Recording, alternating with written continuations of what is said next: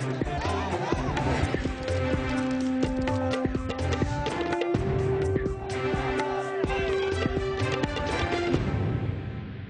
Back ناظرین، ایک دفعہ پھر آپ کو خوش آمدید کہتے ہیں۔ وقفے میں ہم نے شیخ صاحب کو پانی وانی پلایا ہے کیونکہ بہت ناراض ہو رہے ہیں۔ شیخ صاحب، تلخ حقیقتیں ہیں نا، ان حقیقتوں کو فیس کرنا چاہیے، اور آپ تو عوام میں رہتے ہیں، آپ کو تو زیادہ فیس کرنا چاہیے۔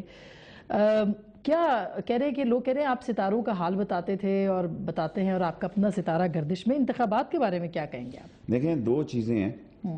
گردش کس چیز کی ہے؟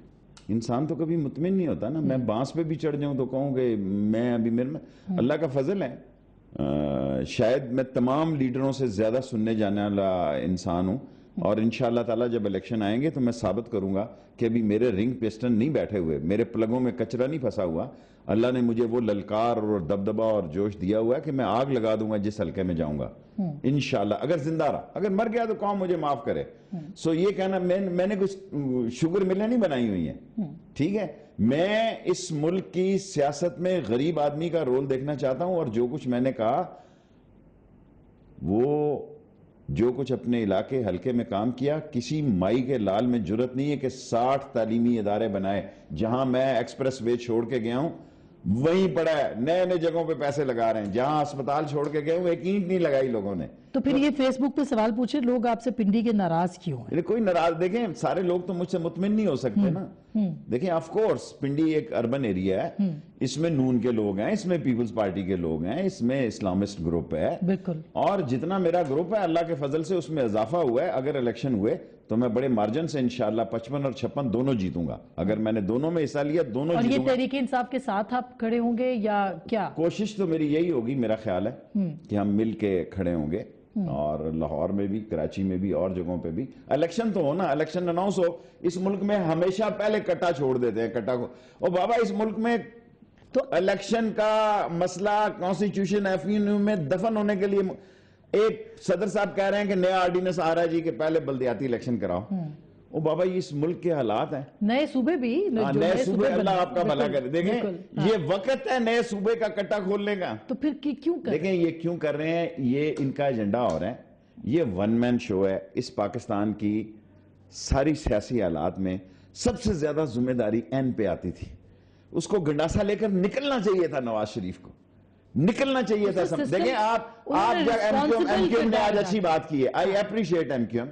دیکھیں ایم کیو ایم سے میرے آج کل ذرا دھیم پٹاس چل رہی ہے، اچھا، لیکن آئی اپریشیٹ، انہوں نے کہا جی آپ اسمبلیوں سے نکلیں۔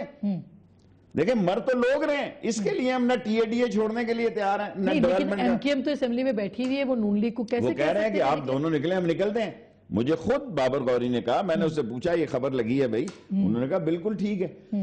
دیکھیں ان کو بھی جب وہ نکلے 3 روپے کے آئل پہ، کاف اندر چلی گئی، ان کا سارا پریشر ہی، ان کا سارا مزاق کرکرا کر دیا۔ مگر آپ یہ کہہ رہے ہیں کہ الیکشن اگر ہو گئے تو یہ اگر والی بات کیوں ہو رہی ہے؟ ابھی تو نگران سیٹ اپ سنا ہے، وہ وسیم سجاد صاحب کا بھی نام آ رہا ہے کہ ان کو بھی شاید نگران وزیر اعظم کے لیے، اور بھی 2-3 نام ہیں، آسمہ صاحبہ کا ہے، آسمہ جہانگیر کا۔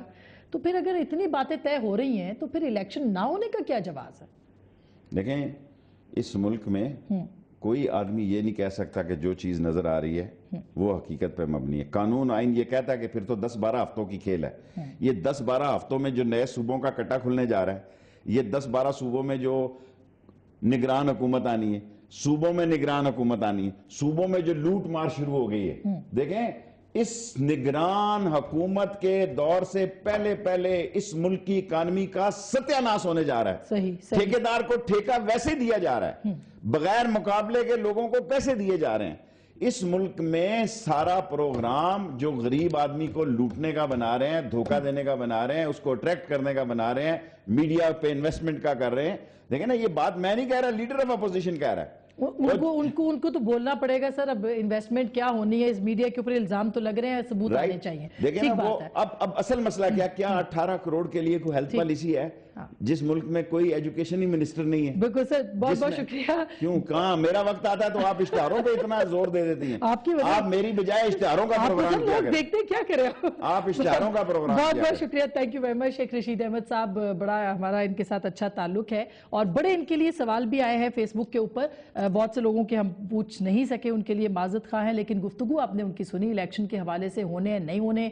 उन्होंने कहा है कि 2 सीटें वो निकालेंगे, 55 और 56 भी, कराची में भी लड़ेंगे मुस्लिम लीग। तो अब शेख साहब ने ये कहा है और उम्मीद हो सकती है कि इलेक्शन आए तो ऐसा हो भी। जो भी होगा, नारे वादे दावे आपके सामने होंगे, लेकिन अब मुकदमा हम लड़ेंगे और फैसला करेंगे आप लोग, क्योंकि फैसला अवाम का।